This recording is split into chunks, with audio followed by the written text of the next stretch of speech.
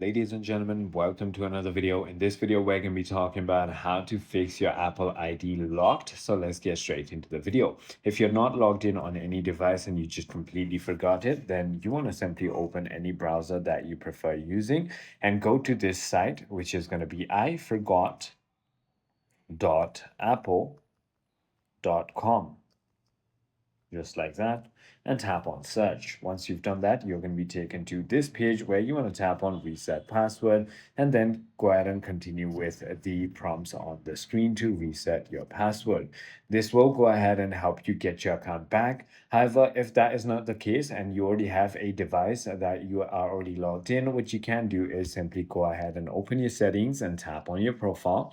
Once you've done that, you want to go down to sign in and security.